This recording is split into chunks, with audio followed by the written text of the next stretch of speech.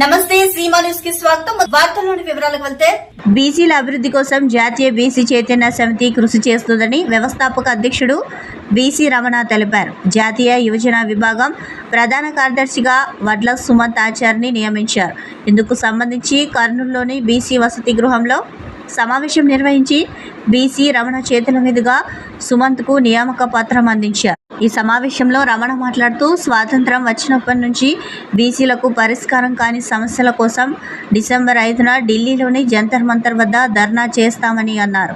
బీసీలకు చట్టసభల్లో రిజర్వేషన్లు కల్పించాలని ఆయన కోరారు. బీసీల సమగ్ర అభివృద్ధి కోసం వెంటనే కుల గణన చేయాలని ఆయన డిమాండ్ చేశారు. ఆంధ్రప్రదేశ్ రాష్ట్రంలో స్థానిక సంస్థల ఎన్నికల్లో బీసీలకు 33% రిజర్వేషన్లు కల్పిస్తూ మంత్రిమండలిలో తీర్మానం చేసినందుకు రమణ రాష్ట్ర ప్రభుత్వానికి కృతజ్ఞతలు తెలిపారు. 2029 ఎన్నికలలోపు చట్టసభల్లో బీసీలకు రిజర్వేషన్లు కల్పించే విధంగా పార్లమెంట్లో బిల్లు పాస్ చేయించే విధంగా తెలుగుదేశం పార్టీ కృషి చేయాలని అన్నారు. యువజన ప్రధాన కార్యదర్శి సుమంత్ మాట్లాడుతూ తనపై నమ్మకం ఉంచి యువజన విభాగం జాతీయ ప్రధాన కార్యదర్శిగా పదవి ఇచ్చినందుకు బీసీ రమణకు ధన్యవాదాలు తెలిపారు. బీసీల సమస్యల కోసం పోరాటం చేస్తానని సుమంత్ తెలిపారు.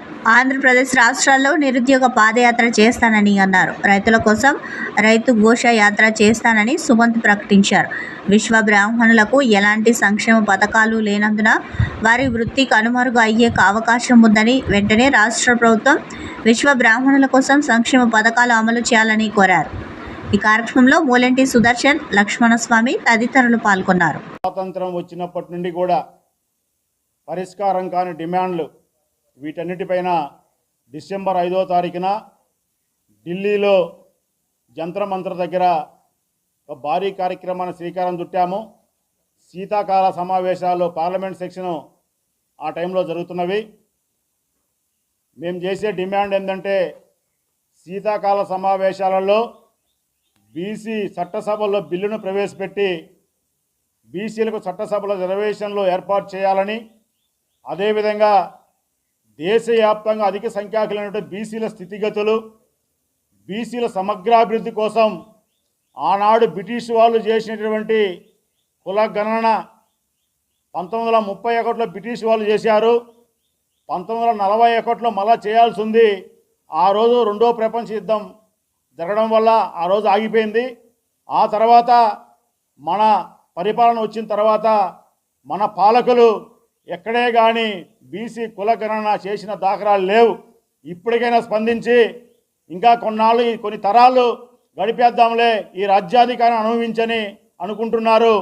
ప్రతి ఒక్క బీసీ బిడ్డ చైతన్యవంతులు అయ్యారు.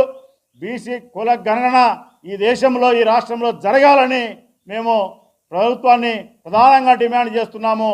అదేవిధంగా రాబోయే రోజుల్లో ముఖ్యంగా ఆంధ్రప్రదేశ్ రాష్ట్రం నుంచి కూడా ఇప్పుడుండే బీజేపీ ప్రభుత్వంలో తెలుగుదేశం పార్టీ ప్రధాన భాగస్వామిగా ఉంది. మొన్న 3 రోజుల క్రితం బీసీలకు సుమారు ఒక 10-20 హామీలు ఇవ్వడం జరిగింది. వాటిల్లో బీసీల సమగ్రాభివృద్ధి కోసం, బీసీల రాజకీయ చైతన్యం కోసం ముఖ్యమైన హామీ ఏంటంటే బీసీలకు చట్టసభలో రిజర్వేషన్లు 33% ఏర్పాటు చేస్తామని రాష్ట్ర కేబినెట్ తీర్మానం చేసింది.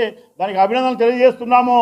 అదేవిధంగా ఈ సంవత్సరం అంటే 2029 ఎలక్షన్లు వచ్చే లోపు పార్లమెంట్లో బీసీల చట్టసభల్లో బిల్లును ప్రధానంగా తెలుగుదేశం పార్టీ ప్రధాన భూమిక పోషించి ఆమోదం చేసే విధంగా కృషి చేయాలని తెలియజేస్తున్నాము.